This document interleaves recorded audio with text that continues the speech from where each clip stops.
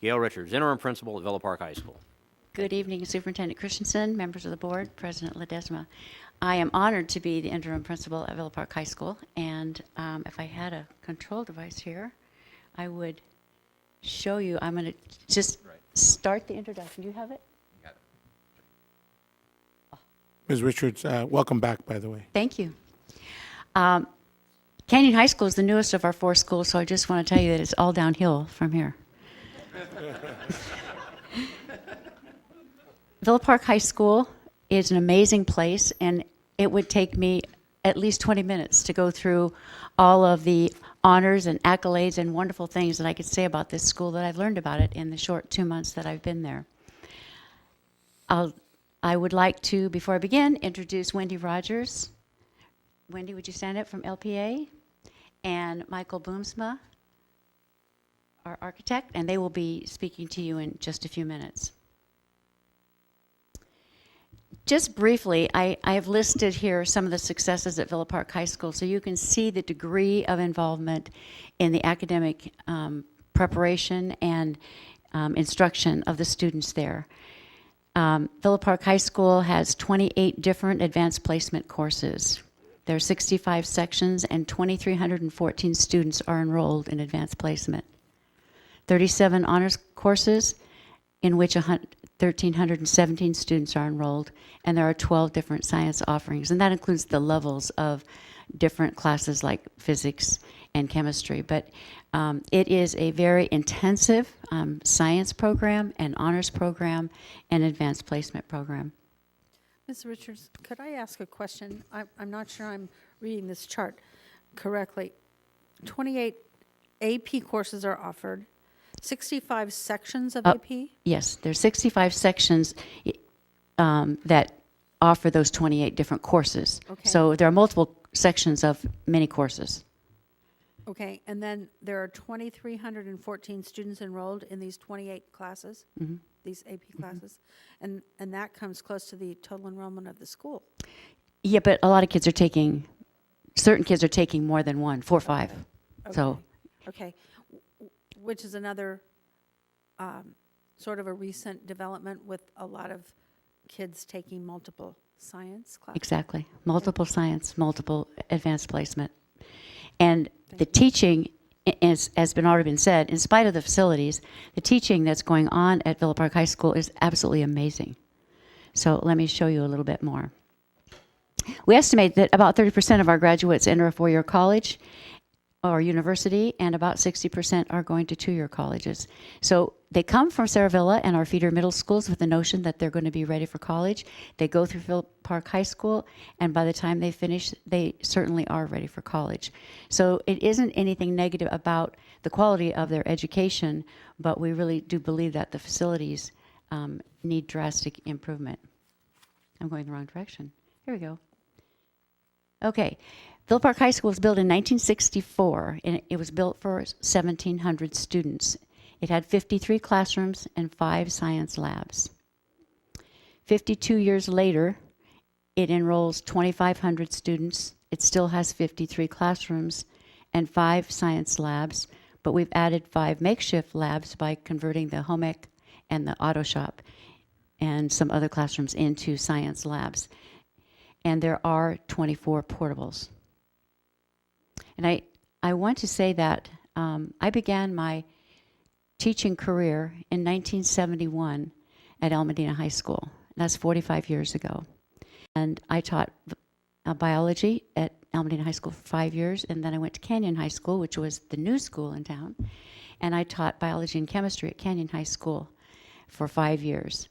And then my career took me out of the classroom, but here I am back 45 years later, and it's like a time warp because virtually nothing has changed in those classrooms. They're exactly the same as they were when I was teaching there 45 years ago.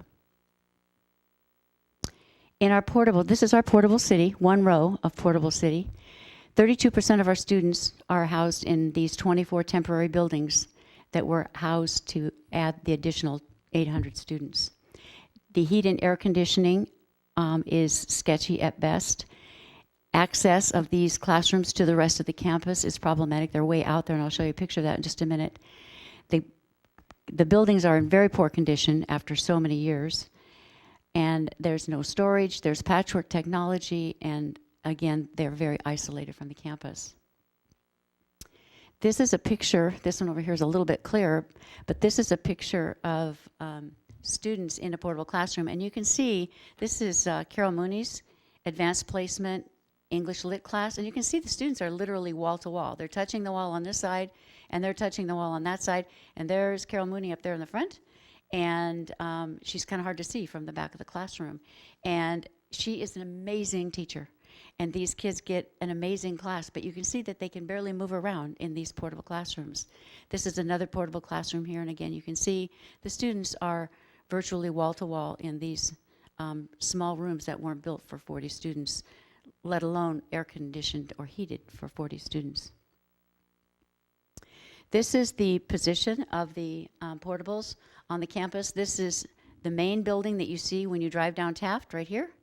And this, if you walk back here and around here and down here and back here, this is where the portable collection is.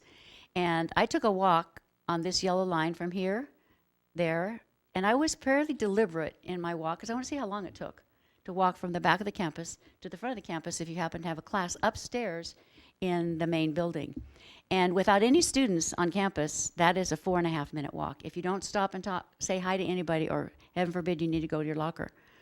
But then I tried it when there were students on campus and you had to go up the stairs and wait your turn to go up the stairs and then wait your turn to go down the stairs. That became about a 6-minute walk, and the passing periods are 5 minutes. So there's a problem with how far away this little city of portables is from the main hub of campus. This is the Performing Arts Center clear over here. So this is about a quarter mile. So these there are 20 classrooms on the second floor of the main building where the principal's office is. When you drive down Taft and you see Villa Park High School, there's a 2-story building in the front. There are 20 classrooms on the second floor. The average class size up there is 35 students, and so approximately 700 students use these 2 staircases per hour. And I thought about it later, and I thought, well, that's only the 700 that are going up, because another 700 have to come down. And so that's why I found myself literally trampled trying to get up and down the stairs during one single passing period. But the students are so polite, and they just wait so patiently to get their turn to go down the stairs or up the stairs. And I'm thinking, this is really amazing, sort of like traffic jam on the 91 freeway. This right here is the elevator, and it really is sort of like a dumbwaiter that only it lifts students from the bottom to the top, and they have to get in this cage, and it doesn't always work, but most of the time it does. The students can go up the elevator if they are on crutches or in wheelchairs. So we do have some access to the upper floor, but it is clearly not ideal.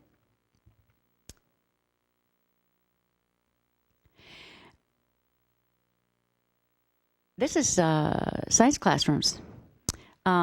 This science classroom right here, whoops, I'm sorry, pushing buttons. This science classroom right here, you can see these are the science tables, these long dark rows right here, and the students are in desks down the center. There's about 10 students per row. There are 4 students of 40 students. There's a row here of students, a row here, and a row there.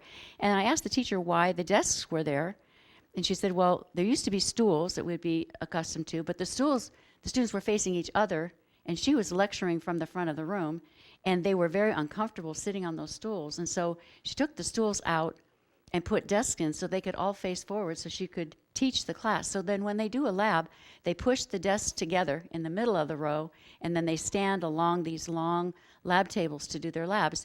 The lab groups are all horizontal, so I'm doing a lab with this person, that person, that person, that person beside me, because I can't see over this railing to talk to the people over on the other side. So there's nothing collaborative about the design of these science labs. This is another science lab here. This used to be in the auto shop. And standing in the back of the room, that's the teacher right there. And it literally is hard to see the front of the room because all the lab tables are interspersed between the back of the room and the front of the room. The kids are sitting there trying to listen to the lecture. And this is Mrs. Fusco's AP physics class, and she is an incredible teacher, making the very best of what really is a very difficult situation. Okay, in addition to the science labs, Villa Park High School is very involved in CTE, Career Technology Education Pathways. We're beginning to expand those. There's a list of the ones that we currently offer. STEM is Science, Technology, Engineering, and Mathematics. That's our newest course last year. We would still, currently we have 25 career technical education classes with 1,200 students enrolled, in addition to all those AP and honors classes they're taking.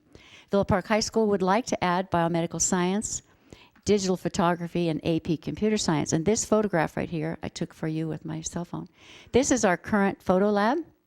And I don't know if you can see this, but this right here is an extension cord that goes across the ceiling and it hangs down on both sides so that they can plug stuff into that. And I don't know how effective that is, but we actually have a plan to put an entire classroom of computers in here so we can do digital photography, and rewiring that room for that purpose is going to be quite challenging. And this dark doorway right here is the dark room for the original photo class instruction that goes on. So my summary is, if we had more modern facilities, it would provide our students with the enriched learning experiences that they need to be prepared for 21st century colleges and careers, and our students would know how much the community of Villa Park values their education. Thank you. Wendy, are you next? Oh, the video's next. Thank you. There was a video. There we go. Thank you. The conditions of the labs at Villa Park are horrific, antiquated, unsafe. They are not modern facilities at all.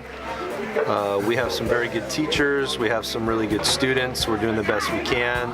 The facilities are just not adequate. Some of the desks are like really gross, and the black paint on them is rubbing off and it like sticks to you, and then the sinks don't work. If you want us to like be able to safely rinse equipment out and like be able to do labs, like especially just water needs to be able to be like there so we can clean things. My biggest concern right now is safety, because the class sizes are big. I've got 35, 40 students in every class. I can't walk up and down the aisles because the aisles are too small, they're too crowded. It's frustrating to me that in California they have nice schools in one county and then non-nice schools in the other county. I mean, Villa Park is a big hub for community schools, so why are the buildings so just worn down? So one advantage I see of having a lab like this versus what we currently have over at Villa Park High School is that you have it would be a safety factor. In our current labs, they're a lot smaller. So when you have 36 to 40 students conducting a lab, they're doing it in a much smaller confined area, and we sometimes have issues as a result of that. Plus, if there's an incident, it impacts more students because they are a lot closer together. This is not what we would consider to be 21st century learning environment. It's not modular. It makes cooperative group and activities very, very challenging because there's no space. I love the school, the teachers are great, and yet the buildings don't quite match up to the teachers. So if we have such great teachers, why don't we have good facilities?